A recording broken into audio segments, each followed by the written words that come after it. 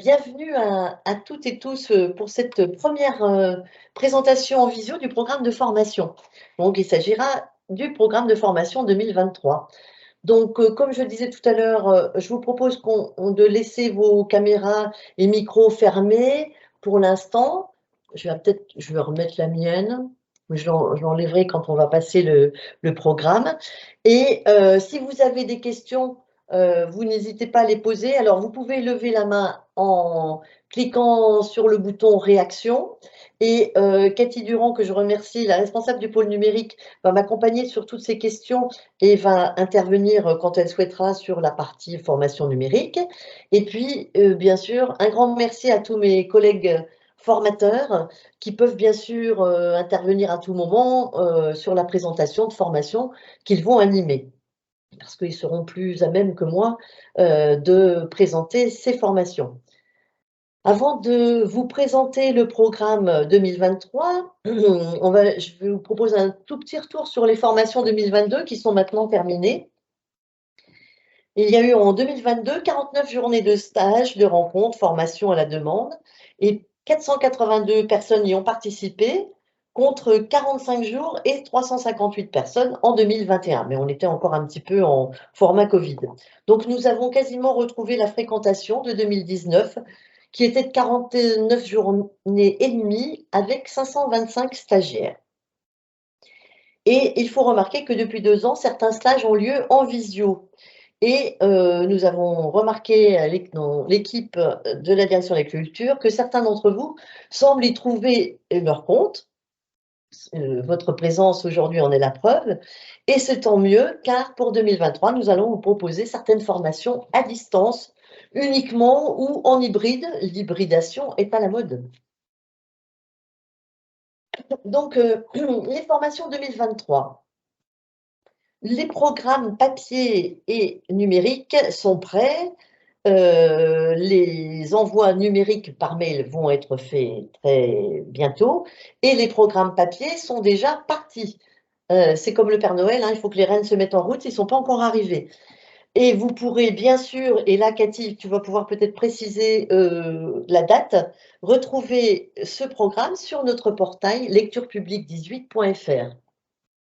Eh bien, écoutez, à partir de la semaine prochaine, pour être sûr, je pense pouvoir le mettre à partir de vendredi après-midi, mais semaine prochaine, sûr. Ok, donc avant Noël, vous pourrez vous plonger dans le programme. Ah, je crois que de nouveaux participants sont arrivés. Euh, je ne sais pas qui. Je ne sais pas qui, je ne sais pas qui. C'est parce qu'en fait, je voudrais faire des statistiques sur les personnes présentes et les intégrer donc dans les participations aux journées. Donc, si vous venez d'arriver, vous pouvez quand même ouvrir votre micro pour dire qui vous êtes et comme ça, on le notera afin de vous intégrer dans la liste. Merci. Donc, le programme de formation 2023 est en jaune. Donc, mais sur l'écran, ça apparaît moins jaune qu'il n'est en réalité, hein. Je vous propose, comme tous les ans, de balayer les propositions de formation par rubrique. Et puis, en fin de séance ou entre chaque rubrique, nous pourrons échanger sur les modalités d'inscription, les questions d'organisation et si éventuellement vous avez des questions qui sont très, très urgentes. Et c'est possible. Donc, il s'agit du programme de formation interactif. Donc, j'espère que ça va fonctionner.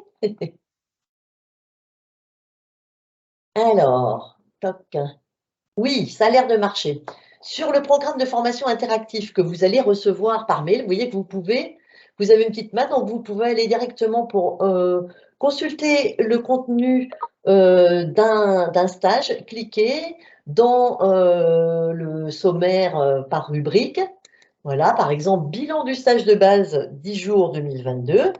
Voilà, donc vous saurez que aura lieu le 2 mars et que cette demi-journée ne concerne que les personnes qui ont participé au stage de base de 10 jours et qu'elles seront invitées dès le mois de janvier par une lettre enfin par un courriel, à assister à ce bilan, puisqu'on leur demandera 1 an après où en êtes-vous après ce stage de base de 10 jours. C'est très important pour nous de savoir ce que vous avez pu mettre en œuvre et puis les freins à l'évolution de vos missions dans votre bibliothèque. Ensuite, nous avons, je ne sais pas comment hop, si je fais ça, non, ça ne marche pas. Ouais, là, ça, c'est pas au point pour moi. La formation de base de 10 jours, qui existe depuis fort longtemps, qui est animée par des collègues de la médiathèque départementale. Donc, ce qui apparaît là, les 16, 17 mars, 30, 31 mars, 13 et 14 avril, sont les journées de tronc commun du stage de base de 10 jours, qui est principalement, qui vise les nouveaux arrivants dans une bibliothèque, ou bien pour les bibliothécaires qui ont déjà fait une formation il y a plus de 8 ans, comme il est indiqué dans les conventions, si vous les reprenez, il s'est spécifié. Donc, dans ce tronc commun, on balaie toutes les facettes du métier, de l'animation en passant par les statistiques et par l'aménagement de la bibliothèque et d'autres réjouissances. Et puis, pour compléter, puisque c'est une formation de 10 jours, vous pouvez choisir 4 journées, alors minimum, si vous en faites plus, il n'y a pas de souci, 4 journées dans le programme de formation, des journées qui sont indiquées avec la mention, je vais vous montrer, vous voyez, parcours 10 jours. Toutes ces formations peuvent rentrer dans votre formation, dans votre parcours 10 jours.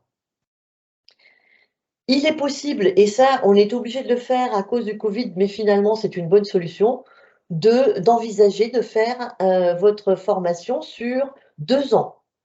Véronique Jeunesse, qui s'occupe de la partie administrative des formations, veille à un tableau, et dès que vous avez effectué les 10 jours, elle vous envoie une attestation qui correspond à ces 10 jours effectués. Est-ce que vous avez des questions sur cette partie formation de base? Non? Oui, Valérie et Béatrice. Oui, c'est Béatrice qui a une question. Oui. C'est 2016, avant 2016, il faut refaire la formation de 10 jours? Voudrait mieux. Bon, après, si c'est... Oui, c'est possible, mais bon, je dirais qu'il y a des personnes qui n'ont pas fait de formation depuis, allez, soyons gentils, 15-20 ans. Ah oui, ok. Oui, donc voilà, c'est pas une urgence, on va dire. D'accord. Et puis après, c'est en fonction aussi des manques ou des besoins à combler. Peut-être que des formations thématiques pourront répondre plus directement à une mise à jour dans certains domaines. D'accord. C'est pour ça, mais bon, on le conseille quand même parce que on a mis 8 ans, parce qu'il nous semble qu'en 8 ans, il y a tellement de choses qui ont changé dans notre métier, et nous, on le voit avec l'équipe de mes collègues qui animent cette formation, c'est que vraiment, tous les ans, on actualise, et tous les ans, il y a des refontes des modules. D'autres questions? Alors, je vois un message non lu. Touk, touk, touk, touk. Bon, pour l'instant, c'est gentil, des personnes qui nous disent bonjour. Donc, je continue avec la transition bibliographique ESACO, qui aura lieu le mardi 4 avril. Ça, c'est une formation qu'on programme depuis, là, ce sera la 3e ou la 4e année, je ne sais plus, mais au moins la 3e. Parce que cette formation, bon, c'est juste une sensibilisation à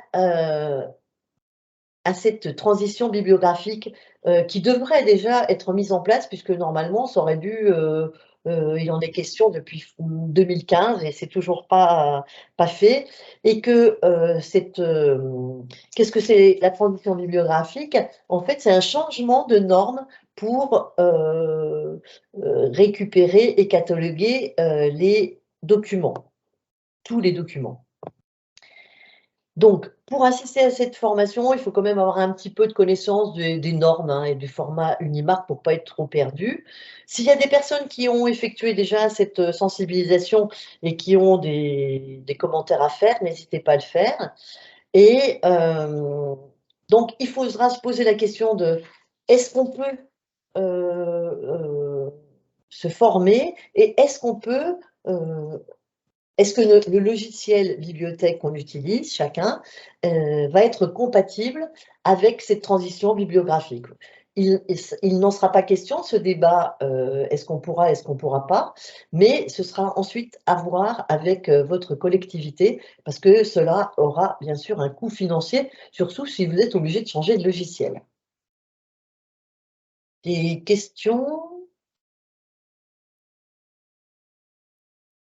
Non, ça vous laisse baba.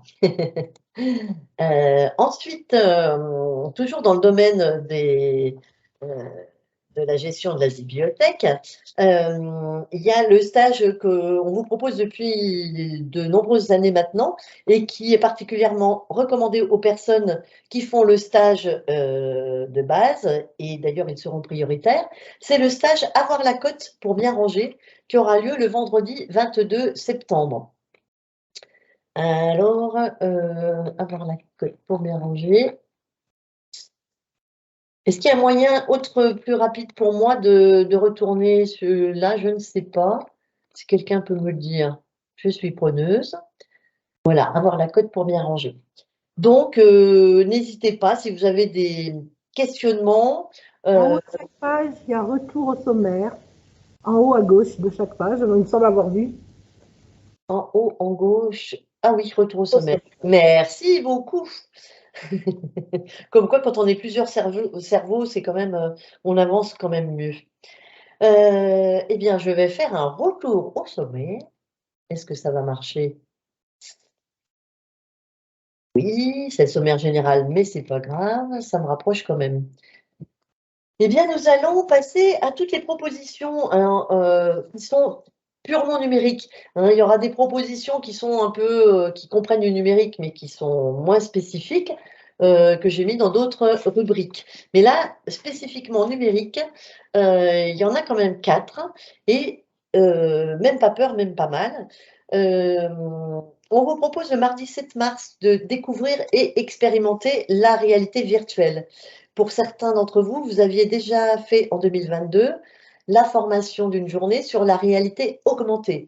Réalité qui part d'un objet physique et qui est augmenté. Là, on est complètement dans le virtuel et bien sûr, cela nécessite d'avoir des casques de réalité virtuelle. Cathy, est-ce que tu as quelque chose à ajouter par rapport à ça?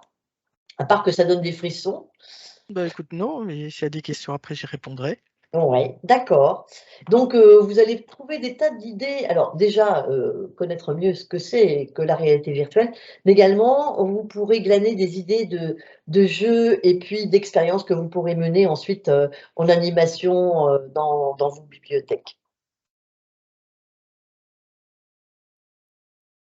Ensuite, rédiger des articles dans le blog Mon Cher Média, le jeudi 4 mai. Mais écoute, Cathy, comme c'est toi qui vas l'animer, je pense que tu peux peut-être en dire 2 mots.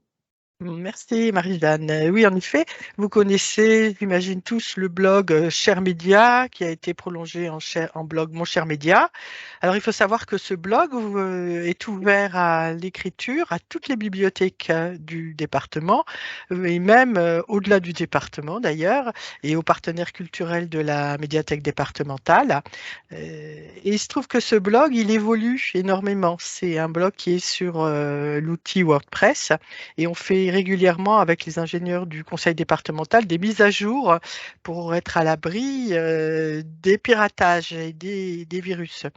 Donc, ce qui fait que l'interface évolue énormément et qu'elle fait parfois des bonds qui font qu'elle est un petit peu difficile à réutiliser, même quand on a l'habitude d'y faire des articles. Donc cette demi-journée de formation, ce sera vraiment une exploration de toutes les fonctionnalités au jour de la formation, toutes les évolutions et toutes les nouvelles façons d'écrire dans ce blog, qui sont comment mettre les photos, comment mettre les tags, voilà, comment rajouter des éléments et comment même écrire, hein, parce que là maintenant ça fonctionne par bloc, c'est devenu un peu compliqué, je sais, pour certains.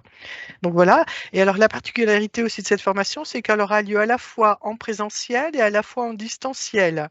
La seule chose, c'est qu'au moment de l'inscription, on vous demandera de vous positionner, de dire si vous voulez la faire en présentiel ou en distanciel pour qu'on ait quand même un petit peu d'éléments, parce que ça va demander une organisation un peu particulière si tout le monde est en distanciel ou si tout le monde est en présentiel ou si c'est moitié-moitié. L'organisation et les contenus seront un tout petit peu différents, en tout cas pas présentés de la même façon. Donc il faudra nous dire quel mode de participation vous choisirez. Donc voilà. Voilà, c'est ce que j'appelle une formation, un format hybride. Tout à fait, oui.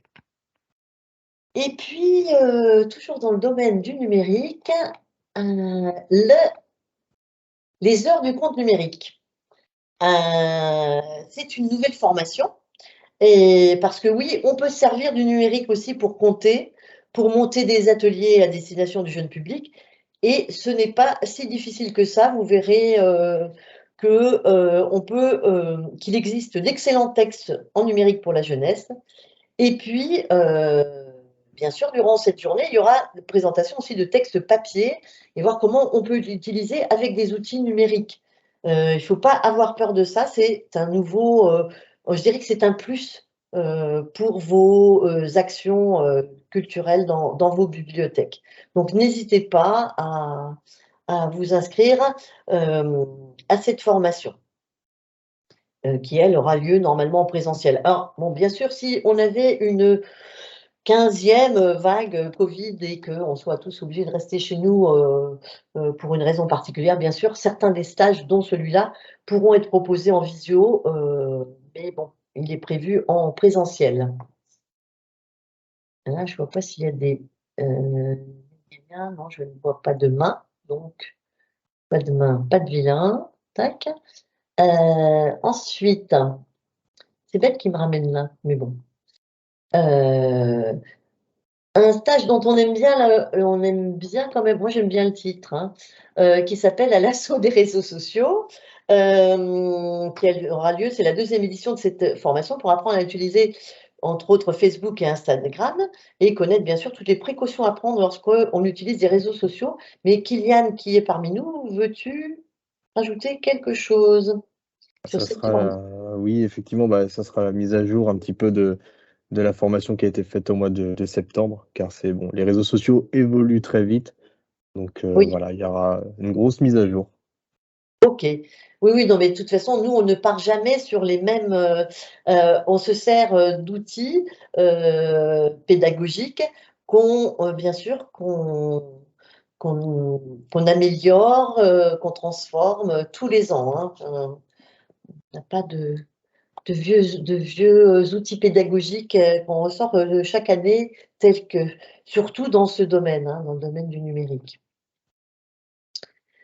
Bon, si vous n'avez pas de questions sur les formations autour du numérique, vous avez un compte Instagram maintenant.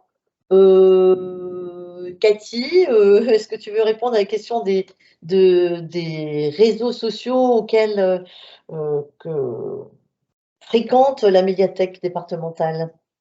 Alors, nous, à la médiathèque départementale, on n'a pas de compte Instagram au jour d'aujourd'hui. On a uniquement un compte Facebook.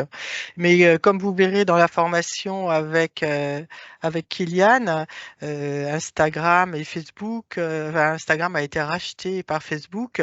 Donc, du coup, on peut lier les deux comptes. On peut publier en même temps sur Facebook et sur Instagram ou pas. Voilà. Mais nous, à la médiathèque départementale, on n'alimente pas de compte Instagram au jour d'aujourd'hui. D'un point de vue personnel, après, il y a des agents de la BDP qui en ont, plusieurs agents d'ailleurs, mais point de vue institutionnel, non. On va dire pas encore ou pas sous ce format-là, puisque c'est pareil, tout est toujours en évolution.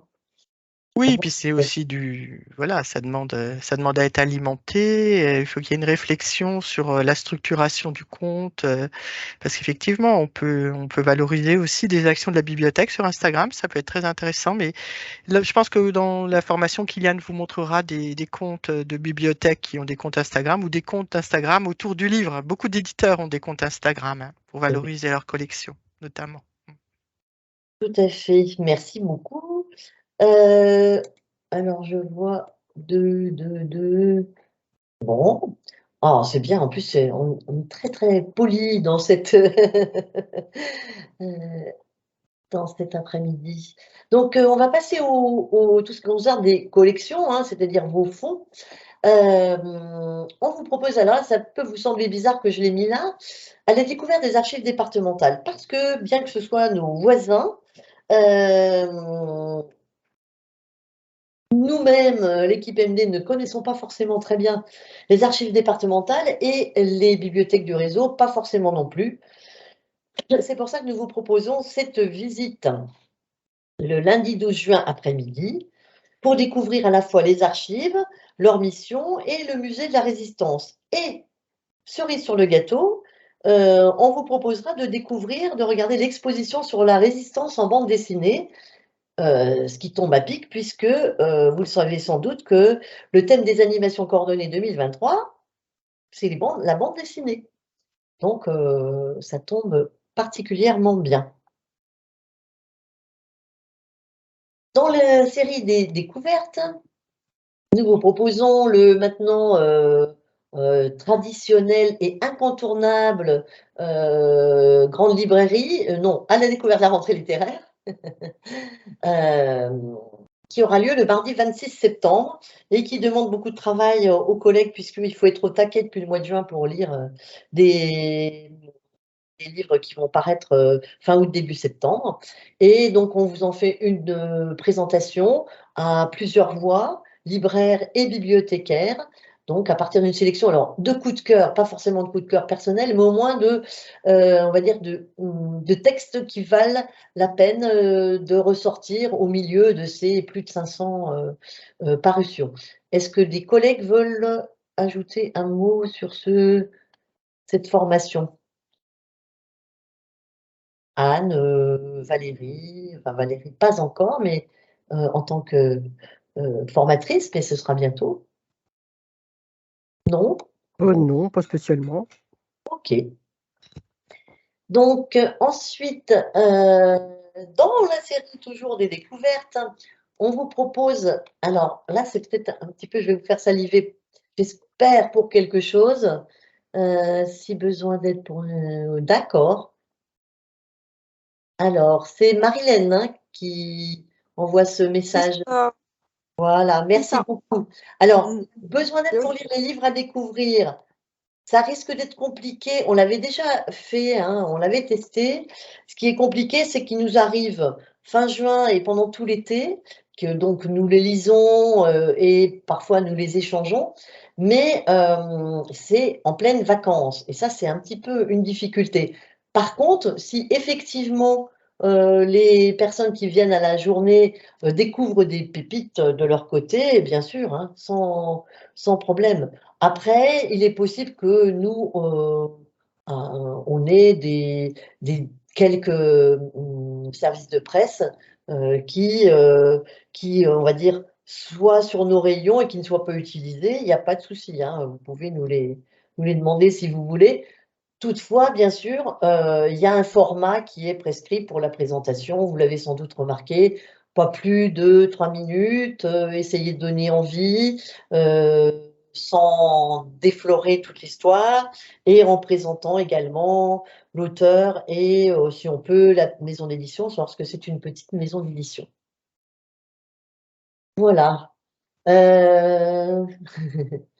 la découverte du festival donc Bulberry alors je dis qui aurait lieu, je mets au conditionnel parce que cette découverte qu'on n'a pas pu faire en 2022, on essaiera de la mener si toutefois l'association Bulberry peut nous proposer une rencontre avec un scénariste ou un illustrateur ce lundi. ce qui n'est pas forcément évident puisque la plupart des auteurs-illustrateurs repartent dès le dimanche soir. Donc, c'est pour ça que c'est au conditionnel. Mais bien sûr, s'il y avait du nouveau dans un sens ou dans un autre, vous serez prévenu par mail puisque maintenant, on utilise beaucoup ce canal-là. Ensuite, dans ce domaine-là, alors, quelque chose de nouveau encore et dont je suis très, très contente que quelqu'un nous fasse cette présentation-là, ça va être sans doute très, très intéressant, c'est adapter des œuvres littéraires au cinéma. Comme ça, on s'est dit aussi que ça allait pouvoir être une passerelle entre un domaine que, en tant que bibliothécaire, vous connaissez sans doute mieux que l'autre, c'est-à-dire la littérature, et que en faisant la passerelle avec les films, ça peut permettre d'attirer et de concerner d'autres publics. Et puis également, ça vous permettra, vous, d'analyser, d'apprendre à analyser des films et, à partir de nombreux extraits.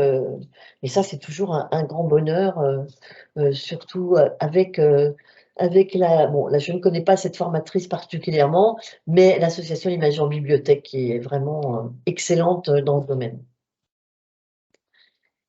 Voilà. Et dans le domaine des collections, une autre formation qui s'appelle, pareil, qui est nouvelle et qui aura lieu en distanciel, concevoir et animer un espace facile à lire. Pour les plus anciens et anciennes d'entre vous, ce stage avait déjà été proposé en présentiel il y a plusieurs années, plus de 5 ans en tout cas. Mais comme vous avez été sensibilisés lors de la journée de rencontre dont le thème était illettrisme, électronisme, il nous a semblé intéressant qu'il y ait ce fil qu'on ne coupe pas et qui vous permette d'aborder ce sujet avec Françoise Sarnowski, qui est la créatrice de ce concept du facile à lire. Alors là, bien sûr, facile à lire, c'est pour les personnes qui sont en difficulté avec la lecture et pas illettrées ou pas forcément illettrées, mais qui souffrent de dyslexie, qui sont en situation de handicap, qui ont des difficultés de vision ou qui sont en délicatesse, on va dire, avec les bibliothèques. Donc, durant cette journée, vous apprendrez un petit peu à sélectionner les documents qui pourraient rentrer dans ce fonds facile à lire. Et puis, également, comment on met en valeur ce fonds. Et je pense que là, vraiment, nous aussi, on va s'y pencher puisque on espère que, à terme, un jour, la médiathèque départementale pourra mettre à votre disposition un fonds, une sélection de documents faciles à lire. Des questions sur cette partie-là? J'espère que je ne vous ai pas perdu.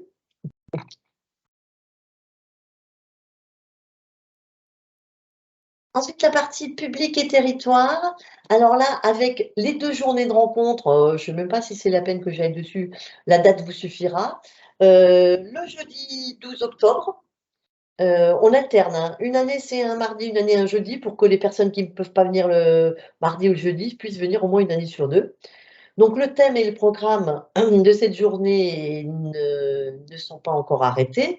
On vous les enverra en septembre. Alors, s'il vous plaît, n'envoyez pas de bulletin qui se trouve à la fin là, du petit programme de formation ou que vous trouverez sur le portail, parce que vous recevrez en septembre une lettre d'invitation avec des bulletins d'inscription par courriel. Et une autre journée sera la journée de rencontre interprofessionnelle, donc en 2023 pour la 2e fois, le jeudi 23 novembre, bibliothèque et personnes âgées. Donc ce sera la 2e édition de cette journée et nous n'avons pas encore arrêté le programme. Si vous avez des suggestions et vraiment des envies, des idées, n'hésitez pas à nous en faire part parce que ça pourra nous aider à construire le programme de la journée. On essaiera d'inviter des personnes ressources de toute la France hein, et locales. Voilà. On vous enverra cette invitation courant octobre pour que vous puissiez vous inscrire pour le 23 novembre.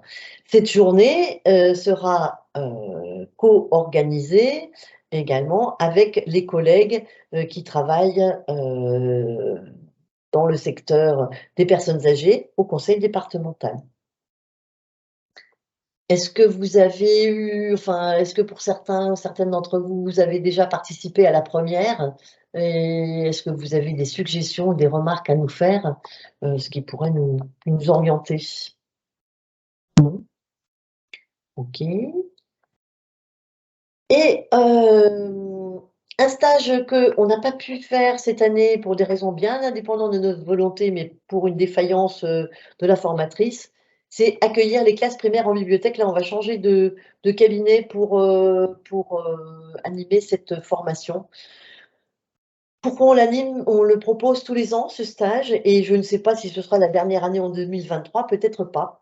Parce qu'il y a toujours des demandes, parce que c'est toujours difficile de construire un partenariat de qualité avec, avec les enseignants et de sortir, on va dire, des sentiers battus pour que ce partenariat soit vraiment une réussite et mette en valeur à la fois les bibliothèques et soit, on va dire, efficiente dans le travail également des enseignants avec les enfants.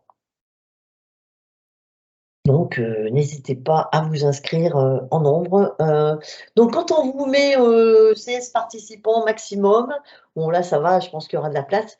Lorsque, pour certains stages, vous voyez 10, 12 participants, c'est parce que ce sont des stages où il y a beaucoup d'interactivité.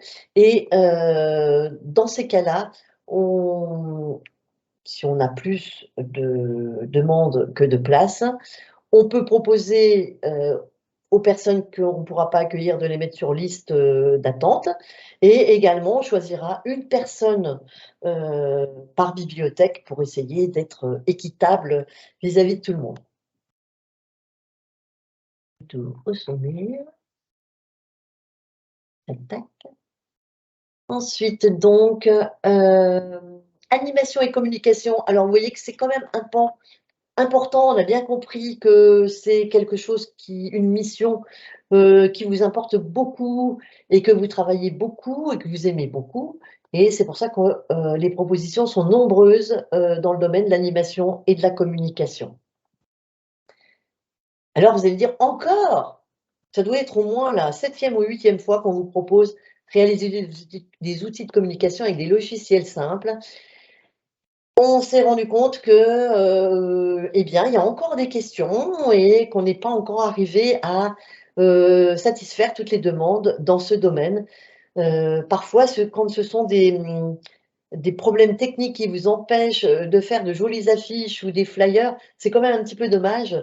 Et donc là, on vous propose en 2 journées de prendre, enfin, de trouver des outils qui vous permettront de réaliser des outils de communication faciles à réaliser. Donc là, j'ai mis les logiciels simples donc, qui étaient utilisés, mais ça pourra peut-être être d'autres puisque c'est plus le même intervenant en 2023. C'est Mathilde Cousin que nous n'avons pas encore fait venir, donc peut-être qu'elle utilisera encore d'autres logiciels. Vous le verrez pour ceux qui s'inscriront à ce stage. Elle a seulement 12 participants. Vous pouvez également pour ce stage proposer, si toutefois on a de la place bien sûr, à des partenaires communication de votre commune. Hein, ça peut être un plus. Voilà. Est-ce que voilà, des personnes qui ont déjà fait ce stage ont un commentaire ou des remarques à faire? Non. Donc ensuite, oui. Canva très utilisé et alors? Et c'est une je veux dire, Et c'est très très bien, moi j'aime beaucoup. C'est très Ouais. pratique pour faire des affiches correctes. Oui, Voire et ce qu'il y belles. a de bien, c'est que même quand on est ballot comme moi, et Dieu sait que je suis ballotte avec les logiciels de communication, j'arrive à m'en servir. Donc c'est une preuve de la simplicité d'utilisation. Mm. Après, on peut se perfectionner, bien sûr. Alors là, une nouveauté, alors, dont on est absolument très très fiers, qui a été construite avec Alison Agussol, responsable du pôle projet culture et documentation, et à qui je vais passer la parole, si elle veut bien, pour présenter cette demi-journée dont on a eu l'idée pour mettre à votre portée et pour toucher du doigt ce que sont les acteurs, quelques compagnies culturelles du département du Cher. Alison, Oui. allô, allô. Oui, donc bonjour à tous. Donc cette demi-journée a pour vocation de faire rencontrer les bibliothèques, bibliothécaires et les compagnies qui sont logées tout près de chez vous. L'idée étant de vous montrer ce dont elles sont capables. Un extrait de création. Alors on va être sur du théâtre, sur de la musique, sur du conte. On a beaucoup de diversité dans ce qui vous sera présenté. Donc ce sont des extraits de création qui sont à votre disposition, qui peuvent se déplacer dans vos locaux, qui ne nécessitent pas ou peu de technique. En tout cas, les compagnies sont tout à fait indépendantes techniquement. Donc elles ont simplement besoin d'un espace plus ou moins grand, mais toujours adaptable. Donc l'idée, c'est bien que vous puissiez les rencontrer, apprendre voilà, à les connaître et se rendre compte de finalement ce qu'elles peuvent vous proposer en termes à la fois d'ateliers pour tout public, mais également aussi en termes de représentation pour les accueillir pour un public particulier ou pour une après-midi ou une soirée d'animation culturelle. Merci Alison. Est-ce que vous avez des remarques sur cette nouveauté dont nous sommes assez contentes? Concernant le nombre de personnes qui pourront y assister, c'est super, une bonne nouvelle. Il n'y a pas de limite parce que cette présentation aura lieu à l'auditorium des archives départementales. Donc, vous pouvez venir nombreux de chaque bibliothèque. Voilà. Ensuite, alors maintenant presque, mais il veut pas, il veut plus.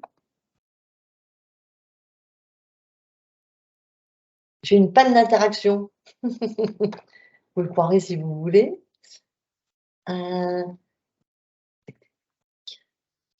Voilà, le stage dont j'aime beaucoup le titre et qui s'appelle Relooker sa bibliothèque de façon créative et participative. Ça aura lieu les 11 et 12 mai à la bibliothèque de Pigny. Donc, je tiens à remercier l'équipe de la bibliothèque de Pigny, même si je crois qu'il n'y a personne de Pigny en visio, mais je les remercie quand même d'accueillir ce stage. Il a déjà eu lieu en présentiel à Fouessy en avril 2022 et il y a eu aussi une session en octobre qui a eu lieu en visio.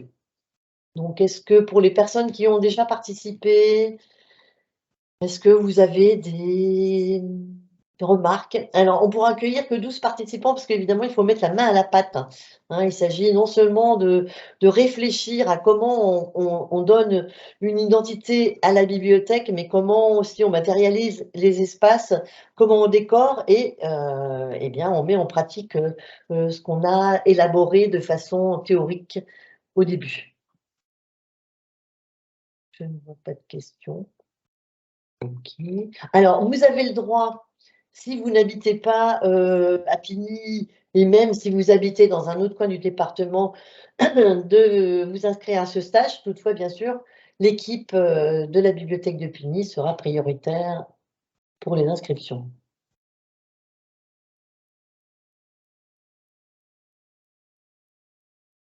Une formation dont je ne vais pas faire trop de publicité parce que je sais que vous êtes nombreux à l'avoir demandé et on essaye de chaque année de vous proposer soit une formation au conte, soit une formation à la lecture à voix haute. En 2023, ce sera la lecture à voix haute.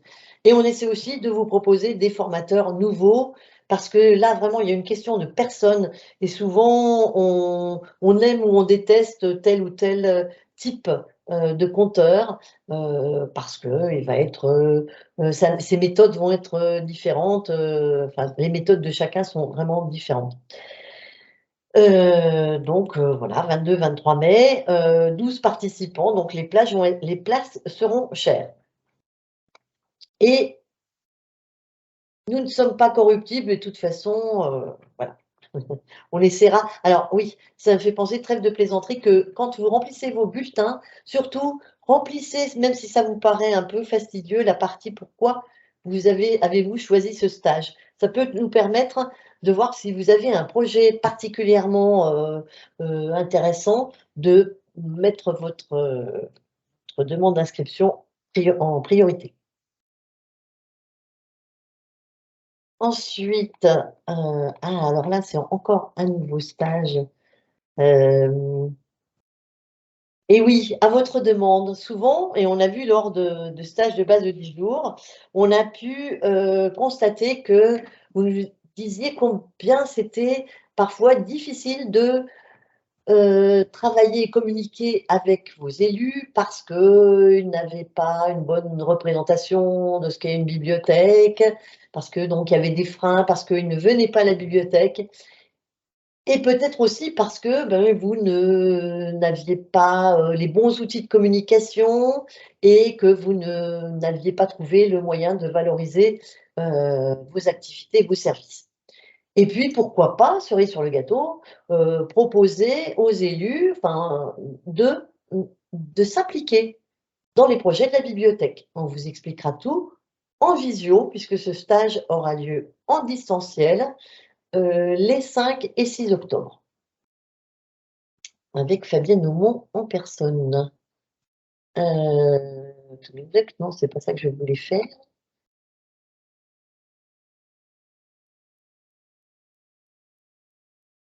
Une autre formation nouvelle à vous proposer pour 2023.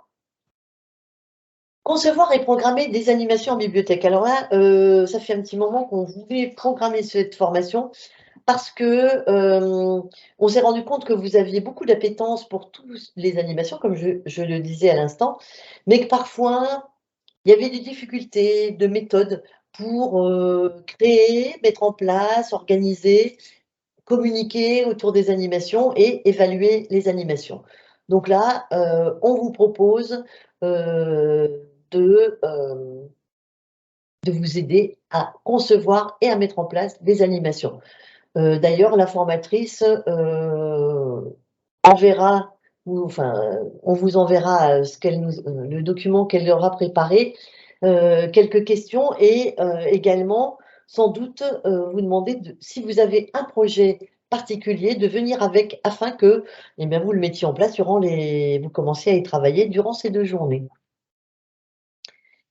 Donc voilà pour le programme 2023, on va dire, avec des journées prévues à la médiathèque départementale en visio ou dans une bibliothèque du réseau. Mais vous savez également que vous pouvez nous demander des formations. Alors, est-ce que ça a marché? Oui. Directement dans vos locaux. Une journée de formation dans vos locaux. Par exemple, si vous avez un projet d'agrandissement, un aménagement, une question d'organisation pour trier, désherber les documents, pour la cotation des documents, même si on vous propose une journée cotation, on peut revenir pour vous aider à les coter, pour vous aider également à découvrir les outils numériques, à utiliser le portail et particulièrement à utiliser les ressources numériques, puisque pour certains d'entre vous, vous avez déjà fait appel à Kylian. Et puis également, apprendre à équiper les documents, même si on a une super, sur notre chaîne YouTube Médiathèque du Cher, nous avons un tutoriel excellent qui est sur l'équipement des documents. Voilà. Est-ce que vous avez des questions sur le contenu?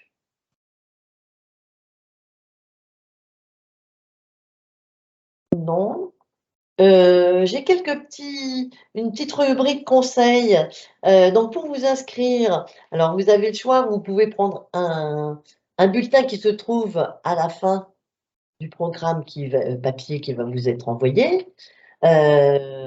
Donc, qui doit être validé, alors avoir le visa de la collectivité. Toutefois, Si vous êtes dans une collectivité, une assez grande collectivité ou une collectivité, on va dire, qui prend le temps, veillez à ce que, pour être sûr que votre bulletin nous arrive à temps, ne l'envoyez pas par courrier. C'est mieux par courriel, on est plus sûr de l'avoir. Et vous pouvez en amont nous envoyer un bulletin non validé en disant que vous l'avez envoyé pour validation à votre mairie ou votre intercommunalité pour qu'on vous garde une place. Parce qu'il est arrivé rarement, heureusement, mais que on reçoive les bulletins validés le jour de la formation et même une fois on l'a reçu le lendemain, donc c'est quand même un petit peu dommage.